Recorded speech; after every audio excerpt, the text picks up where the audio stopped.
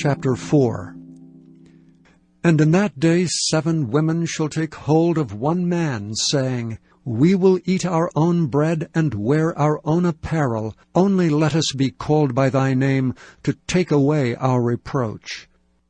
In that day shall the branch of the Lord be beautiful and glorious, and the fruit of the earth shall be excellent and comely for them that are escaped of Israel. And it shall come to pass that he that is left in Zion, and he that remaineth in Jerusalem, shall be called holy, even every one that is written among the living in Jerusalem. When the Lord shall have washed away the filth of the daughters of Zion, and shall have purged the blood of Jerusalem from the midst thereof, by the spirit of judgment and by the spirit of burning. And the Lord will create upon every dwelling place of Mount Zion, and upon her assemblies, a cloud and smoke by day, and the shining of a flaming fire by night, for upon all the glory shall be a defense. And there shall be a tabernacle for a shadow in the daytime from the heat, and for a place of refuge, and for a covert from storm and from rain. Chapter 5. Now will I sing to my well-beloved a song of my beloved touching his vineyard. My well-beloved hath a vineyard in a very fruitful hill.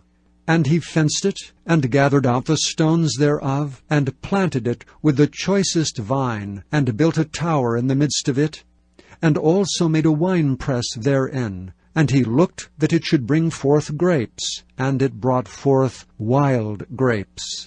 And now, O inhabitants of Jerusalem and men of Judah, judge, I pray you, betwixt me and my vineyard. What could have been done more to my vineyard that I have not done in it? Wherefore, when I looked that it should bring forth grapes, brought it forth wild grapes. And now go to, I will tell you what I will do to my vineyard. I will take away the hedge thereof, and it shall be eaten up, and break down the wall thereof, and it shall be trodden down, and I will lay it waste. It shall not be pruned nor digged, but there shall come up briars and thorns. I will also command the clouds that they rain no rain upon it.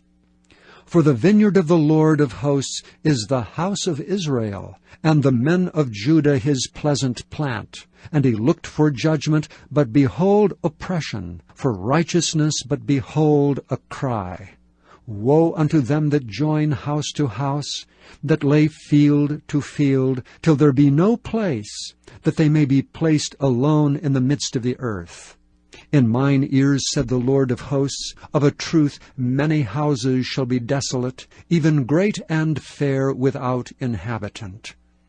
Yea, 10 acres of vineyard shall yield 1 bath, and the seed of an homer shall yield an ephah. Woe unto them that rise up early in the morning, that they may follow strong drink, that continue until night, till wine inflame them. And the harp and the viol, the tabret and pipe and wine are in their feasts, but they regard not the work of the Lord, neither consider the operation of his hands. Therefore my people are gone into captivity, because they have no knowledge, and their honorable men are famished, and their multitude dried up with thirst. Therefore hell hath enlarged herself, and opened her mouth without measure, and their glory and their multitude and their pomp, and he that rejoiceth shall descend into it. And the mean man shall be brought down, and the mighty man shall be humbled, and the eyes of the lofty shall be humbled. But the Lord of hosts shall be exalted in judgment, and God that is holy shall be sanctified in righteousness. Then shall the lambs feed after their manner, and the waste places of the fat ones shall strangers eat. Woe unto them that draw iniquity with cords of vanity, and sin as it were with a cart rope, that say, Let him make speed and hasten his work, that we may see it, and let the counsel of the Holy One of Israel draw nigh, and come, that we may know it. Woe unto them that call evil good, and good evil, that put darkness for light, and light for darkness, that put bitter for sweet, and sweet for bitter. Woe unto them that are wise in their own eyes, and prudent in their own sight. Woe unto them that are mighty to drink wine, and men of strength to mingle strong drink, which justify the wicked for reward, and take away the righteousness of the righteous from him. Therefore as the fire devoureth the stubble, and the flame consumeth the chaff, so their root shall be as rottenness, and their blossom shall go up as dust. Because they have cast away the law of the Lord of hosts, and despised the word of the Holy One of Israel. Therefore is the anger of the Lord kindled against his people, and he hath stretched forth his hand against them, and hath smitten them. And the hills did tremble, and their carcasses were torn in the midst of the streets. For all this his anger is not turned away, but his hand is stretched out still. And he will lift up an ensign to the nations from far, and will hiss unto them from the end of the earth, and behold, they shall come with speed swiftly. None shall be weary nor stumble among them, none shall slumber nor sleep, neither shall the girdle of their loins be loosed, nor the latchet of their shoes be broken. Whose arrows are sharp, and all their bows bent. Their horses' hoofs shall be counted like flint, and their wheels like a whirlwind. Their roaring shall be like a lion. They shall roar like young lions. Yea, they shall roar, and lay hold of the prey, and shall carry it away safe, and none shall deliver it.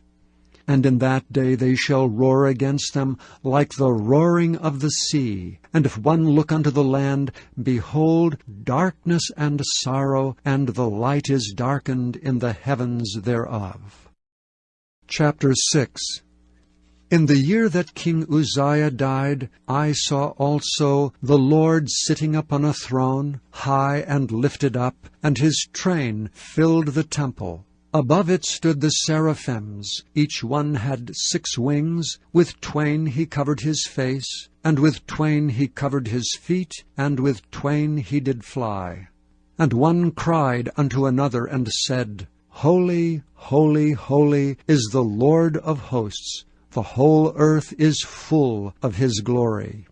And the posts of the door moved at the voice of him that cried, and the house was filled with smoke. Then said I, Woe is me, for I am undone, because I am a man of unclean lips, and dwell in the midst of a people of unclean lips. For mine eyes have seen the King, the Lord of hosts.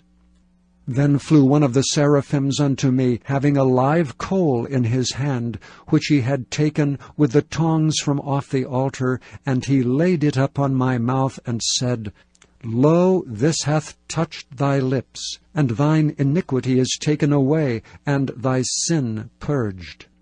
Also I heard the voice of the Lord saying, Whom shall I send, and who will go for us?